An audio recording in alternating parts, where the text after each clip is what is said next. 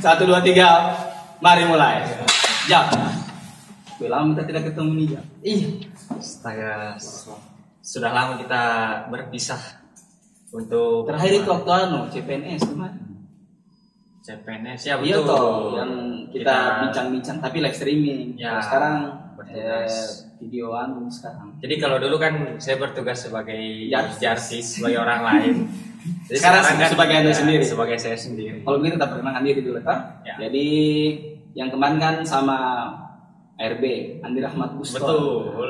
Sekarang sama adinda saya Ali Rajab Fajar Yanto. Saya bilang Rajab. Yang saya panggil Rajab. Kalau mau dipanggil saya nggak apa-apa. Panggil apa? Panggil saya boleh. Panggil Rajab boleh. Bisa. Terserah. Jadi ini Jam. Kalau kemarin kan kita habis bahas soal ini tes CPNS. Ya. Di tengah corona. Nah sekarang ini kita masih ada hubungannya sama corona juga. Tapi istilah lain, kan sudah ada istilah work from home, social distancing, banyak physical lah. distancing. Banyak sekali. Ini muncul istilah baru lagi. New normal kalau nggak salah istilahnya ya. New normal. Ada lagi istilah baru tak? Nah, New normal. sebenarnya saya masih sedikit kurang paham dengan new normal ini kan. Oh iya. Karena belum dijelaskan secara gamblang gitu loh.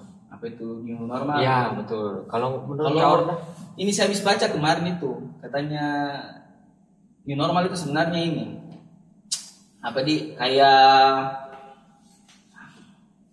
sambungan bahasa sambungan bukan kelanjutan dari PSBB, pembatasan sosial berskala besar. Dilihat dari status PSBB itu mungkin dilihat dievaluasi bahwa PSBB itu banyak kekurangannya dari sisi ekonomi, banyak bocornya juga ya. Tidak mati karena corona tapi mati karena kelaparan gitu. Mungkin kayak begitulah adanya efeknya. Jadi dilihat bagaimana disusunlah formulasi baru. Ya mungkin bisa formulasi baru itu ya menyeimbangkan ya formulasi baru itu yang new normal ini. Jadi kita menghadapi corona ini dengan situasi atau kondisi kenormalan yang baru yang sebelumnya ini adalah sesuatu yang asing menjadi sebuah kenormalan. Misal kita kebiasaan baru, kebiasaan baru harus sering-sering cuci tangan, harus sering pakai masker, menjaga jarak dengan orang. Jadi yang dulunya kita bisa berdempet-dempetan, dulunya itu biar tidak usah pakai masker, tidak usah terlalu sering cuci tangan. Itu normalnya dulu, normalnya sekarang berubah. Kita harus cuci tangan. Di setiap instansi harus sediakan sabun mungkin atau gitu. apa.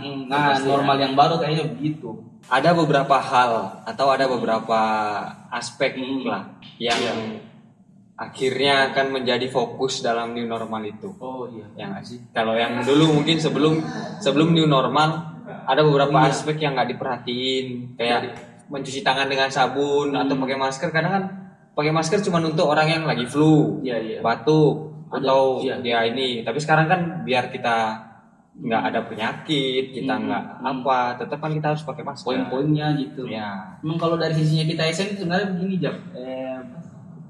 Ada sebuah kenormalan yang baru. Jadi ada sesuatu yang disesuaikan. Kalau katanya Pak Menpan RB ini Pak Cahyo Kumolo katanya Bapak gue tuh. Mendagrinya Bapak dulu atau Bapak dipindahkan ke sini. Sebelum saya datang ke sini kan Bapak yang saya sedih sebenarnya. saya Pak. Nah, lepas dari dia yang pindahkan Bapak ke sini, harus kita kutip juga ini bahasanya beliau bahwa 3 poin yang perlu diperhatikan pada saat melakukan new normal di instansi pemerintahan itu kan ada 3 menurutnya beliau. Yang pertama itu ada namanya pemberlakuan work flexible arrangement. Work flexible arrangement ya. Artinya aransemen kerja yang baru, yang lebih fleksibel gitu dari segi tempatnya, dari segi waktunya. Jadi PNS itu harus digenjot atau diatur. Jadi bisa dia kerja di mana saja dan kapan saja. Karena itu tadi masalah pembatasan jarak dengan orang kondisi yang kondisi yang sekarang. Jadi harus diatur kembali masalah jadwal waktu dan tempatnya itu dan lain sebagainya. Itu poin pertama. Terus ada juga yang namanya penggunaan ini teknologi informasi. Jadi new normal ini dituntut atau menuntut semua pegawai negeri atau ASN itu tuh yang ada di Indonesia Bisa. untuk setidaknya punya ya pemanfaatan teknologi. Yang pertama itu harus punya. Ya, pasti. Jadi ada namanya pemanfaatan sistem pemerintahan berbasis elektronik SPBE namanya. SPBE. Nah, jadi ada namanya e-office, electronic office, SPBE. Jadi sebenarnya tanpa tatap muka kita bisa. Misal kayak ada orang yang mau melakukan konferensi, rapat dan lain sebagainya, kan sudah pakai aplikasi. Sudah pakai aplikasi, ada Zoom, ada Google Meet, banyak lah pokoknya, ada Webex, banyak. Hanya itu tadi, siapkah dari kita sendiri itu pemanfaatan, maukah memanfaatkan teknologi informasi tersebut dalam hal ini, gitu. Yang ketiga itu ada yang namanya SDM. Jadi kalau misal yang pertama itu masalah work fleksibel, yang kedua itu masalah pemanfaatan teknologi informasi, yang ketiga itu orangnya siap udah pakai. Kalau misal siap pakai, kayaknya kita bisa hadapi new normal ini untuk PNS. Jadi poin yang ditekankan oleh Pak Menpan itu 3 poin itu untuk new normal. Kayaknya itu betul-betul bakalan jadi fokusnya lah. Iya, fokus. 3 poin itu. Pastinya kan kita bakalan new normal nih dengan kebiasaan yang dulu sudah kita laksanakan, seperti kita ke kantor dan lain sebagainya, kita ketemu, kita rapat. Tapi dengan adanya kondisi yang sekarang dan memaksa kita kayak sekarang kita via aplikasi nih, rapat via aplikasi, terus kita kerja di rumah, kan keterbatasan ketemu atau bagaimana, pasti bakal jadi kendala dong. Dengan adanya itu banyak kendalanya pasti ada. Itu yang tadi. Kalau kendala-kendalanya, tapi kan sebelum kita bicarakan kendala, kalau kantor kita sendiri nih, kalau untuk penerapan new normal dari sisi pemanfaatan teknologi informasi, soal fleksibilitas, soal SDM yang 3 poin yang ditekankan sama Pak Menpan itu, kayaknya saya rasa di lingkungan kita sendiri sudah mendapatkan hal itu. Iya. Kita kan punya ada yang namanya SAPK aja. Sistem aplikasi pelayanan kepegawaian. Jadi segala jenis pelayanan dari kepegawaian, mulai dari penerimaan CPNS, mutasi,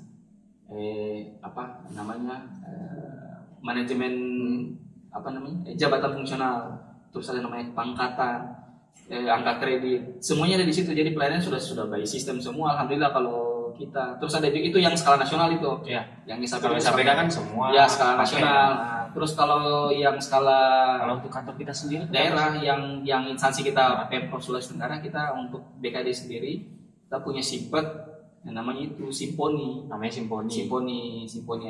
Jadi sudah menuju ke list paper.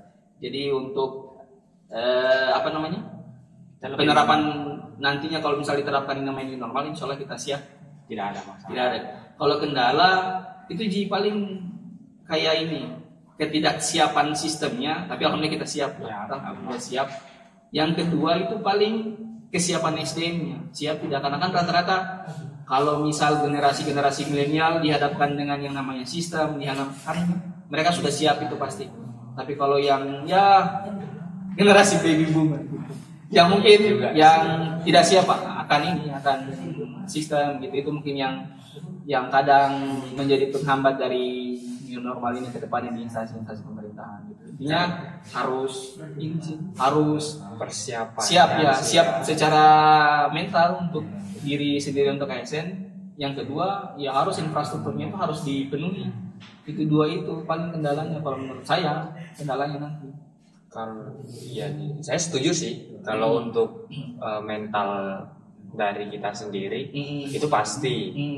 Karena ini sesuatu yang sangat luar biasa lah di normal ini kan. Tapi kira-kira kalau misalnya untuk infrastruktur atau kalau sistem, saya nggak meragukan lah. Bapak salah satu pelaku sistem tersebut. Jadi Bapak ini kan debu-debu ini. Saya kalau Bapak debu, saya lebih dari itu Pak masalahnya. Setidaknya dengan berbagai aplikasi itu kita bisa bilang, oke, kita sudah bisa siap untuk menunjang new normal tadi ini. dari itu. Sekarang pertanyaannya adalah tinggal bagaimana mentalitas kita untuk new normal tersebut. Ini pernah dengar tidak teori-teori Darwin? Evolusi adaptasi. Ya, siapa yang tidak bisa siapa adaptasi, yang tidak bisa beradaptasi, dia yang akan. Ya, itulah. Artinya kan pertama yang dibutuhkan itu kan yang disampaikan Pak Menteri itu kan pertama fleksibilitas. Ya. Mulai dari jam kerja, waktu kerja, terus pemanfaatan teknologi informasi.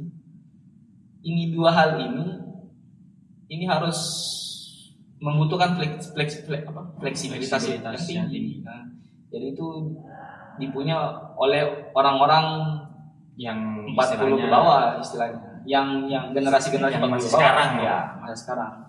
Jadi itulah tadi, apakah kalau misal insya Allah siap dengan teknologi itu, ya berarti berjalan sebagaimana mestinya. Tapi kalau enggak, berarti dia akan tergerus, akan ada sesuatu yang lainnya. Yang kalau misal kita tidak siap kan, misal ada orang yang tidak siap, berarti dia akan dieliminasi gitu. Fungsinya dieliminasi, bukan orangnya, fungsinya dieliminasi karena digantikan oleh sistem gitu. Jadi memang berkaitan dengan apa ya? Karena zaman sekarang kan semua pakai sistem. Dan sebenarnya ini new normal bukan bisa dibilang kita bukan benar-benar baru kita menghadapinya. Bukan. Karena dari sistem itu dari sebelumnya kita udah mulai menyesuaikan memakai sistem, tapi memang sekarang kenapa bahasanya new normal? Karena betul-betul semuanya kita akan bergantung dengan sistem tersebut. Tapi kalau 3 poin yang tadi itu paling kita yang harus kita sesuaikan betul itu yang fleksibel waktu sama tempat tadi itu. Kalau yang 2 infrastruktur sama SDM, saya pikir untuk BKD aman lah. Masih SDM-nya masih bagus ya, alhamdulillah semua sudah siap dengan kondisi dengan infrastruktur yang berbasis teknologi informasi itu. Kalau BKD saya pikir aman. Kalau efek secara menyeluruh kalau untuk di kantor dilihat dari new normal ini toh, saya kayaknya berpengaruh sama PP 53 tentang disiplin PNS. Pasti ada penyesuaian dong. Pasti ada penyesuaian. Jadi sesuai dengan informasi dari Kemendagri, Pak Menteri lagi yang pindahkan Bapak ke sini. Oh belum Pak. Kalau Menteri yang sekarang tidak gitu. Bukan Mendagri, Pak Cahyo Pak Menpan RB. Jadi bahwa beliau menyampaikan akan ada penyesuaian baru. Akan ada surat edaran untuk menyesuaikan dengan itu tadi PP 53. Itu efeknya paling itu disiplin pegawai PP 53. Jadi berkaitan dengan jam kerja. Jadi yang harusnya jam kerja dari jam 7:30 sampai jam 4 sore mungkin ada lebih fleksibel tuh. Bagaimana lah sistemnya dalam waktu jangka waktu yang tidak terlalu bisa ditentukan, disesuaikan. Ya sih, karena emang sekarang kita lagi menjalankan seperti shift gitu kan. Jadi setidaknya itu juga pasti penyesuaian dari semua ini. Dan pastinya harus ada penyesuaian dari aturan terkait. Iya, harus disesuaikan sebenarnya. Selain kita juga biar tidak rancu. Ya, selain kita juga menjalankan aturan-aturan yang baru dikeluarkan. Ya, betul. Nah, kalau misalnya kira-kira sudah ada penyesuaian, kalau menurut saya pribadi, kayaknya new normal bisa lah. Kapanpun akan dijalankan, kayaknya oke lah, kita bisa menjalani itu. Tapi kalau menurut perspektif Kaordan, kapan sih waktu yang pas untuk mulai new normal ini? Nah, kalau new normal kan kalau kita bisa siap kapan saja. Kapan saja dilaksanakan siap. Secara resminya itu ini katanya Pak Menpas Sesmen, tapi sekarang Sesmennya saya lupa namanya siapa, dia menyampaikan bahwa untuk penentuan jadwal awal dari new normal itu di kantor-kantor pemerintahan untuk ASN sendiri itu menunggu keputusan dari Ketua Gugus Tugas COVID-19. Jadi ya perkembangan ini, jadi menunggu perkembangan dari mereka. Jadi kalau misalnya mereka sudah bisa menyatakan bahwa sekarang sudah bisa diberlakukan new normal, mereka pasti langsung ini, karena berkoordinasi. Iya, harusnya kan ini sudah mau masuk ini karena baru sudah mulai dari kemarin itu sudah mulai ribut, ada riak-riak di media. Tapi ternyata kemarin malah dikeluarkan surat edaran baru. Tadi pagi Iya. kita baru rilisnya. Kemarin udah bocor kalau edaran baru dan tadi pagi kita baru dapat Sudah keluar resmi. sama. Sudah keluar perubahan keempat dari untuk peraturan Iya, WFH ini. surat edaran Menpan Iya. nomor 57 tahun 2020 bahwa diperpanjang sampai dengan 4 Juni 2020. Jadi kayaknya kita belum secara resmi Secara sebenarnya, resmi belum ya. secara de facto. Cuman belum resmi kita Kalau new untuk normal. yang sekarang bisa dibilang kita sudah menjalani ini. Ya, walaupun kita secara di jure, Dan secara kebiasaan ya, kita sudah sudah lakukan itu new normal. tapi Resminya nanti menunggu masih gitu. menunggu keputusan dari ketua gugus tugas COVID-19. Paling itu Ji, karena new normal ini sebenarnya gampang-gampang susah. Masalahnya itu ada di infrastruktur sama orang. Iya. Ketika Infrastrukturnya infrastruktur siap, ada, orangnya tidak siap. Orangnya siap, infrastrukturnya tidak siap. Jadi kalau untuk new normal, untuk kehidupan birokrasi, kehidupan bekerja di kantor, kayaknya sudah bisa sih kita lakukan. Hanya itu tadi ada yang harus disesuaikan, entah itu SDM-nya, infrastrukturnya. karena emang masing-masing kantor Sudah punya. Hanya pemanfaatannya itu, pemanfaatannya seefektif apa pemanfaatannya. apakah maksimal dimanfaatkan atau enggak. Jadi kira-kira Pertanyaannya Anda siap? Kalau tanya Anda, kalau saya pribadi, insya Allah siap. Siap. Kita aja. Kalau saya pribadi tidak ada masalah, Tidak ada takut. masalah. Saya sebagaimanapun kondisi yang sekarang adalah kita harus siap Ya. walaupun kita tidak siap. Dan secara umum, kalau kita lihat BKD Provinsi Sulawesi Tenggara itu siap. Tinggal Jadi ini BKD Provinsi siap menghadapi new normal. Insya Allah. kita tidak keberatan insya Allah dan dengan infrastruktur yang ada, alhamdulillah kita punya yang namanya SPBE, Ya. SPBE, sistem pembayaran berbasis elektronik. Awas. Terus SDM-nya pun kayaknya bisa lah menyesuaikan, alhamdulillah. Orang-orangnya karena kita sekarang bisa sudah mulai, mungkin ada kemarin SDM yang masih belum menyesuaikan, tapi sekarang alhamdulillah dengan beberapa hari ini dengan jadwal shift dan lain sebagainya kita sudah menyesuaikan. Jadi bukan bagaimana, insya Allah kita siap untuk melakukan new normal.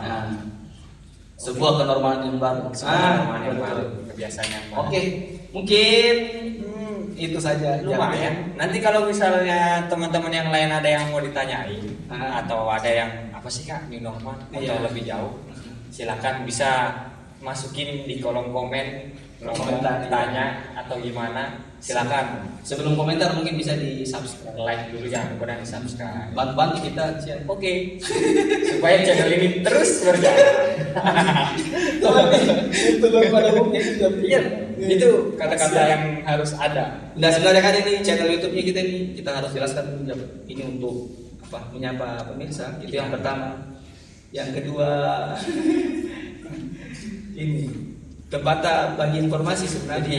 Capek sebenarnya ingin tulis-tulis Karena kita dengan kebijakan kita menulis di media sosial kayaknya capek. Lebih baik kita ngomong langsung lah kan. Karena kalau bicara langsung tuh banyak hal yang bisa kita bicarakan, tidak selalu bisa kita tulis. Betul. Iya kan? Coba bisa jadi status itu. Tidak semua yang bisa kita Tidak semua yang mau kita bicarakan bisa kita tulis. Ya. Oke, itu dari tadi quote yang perlu dicatat. Satu untuk sebentar. Jadi itu saja mungkin untuk hari ini, untuk video kali ini. Ya, nanti kita ketemu di video berikutnya, insya Allah. Berikutnya pasti akan lebih seru pembahasan. Tetap jangan lupa komen kalau bisa, like dan subscribe. Sampai jumpa di video selanjutnya. Saya Oda dan saya Rajab. Assalamualaikum warahmatullahi wabarakatuh.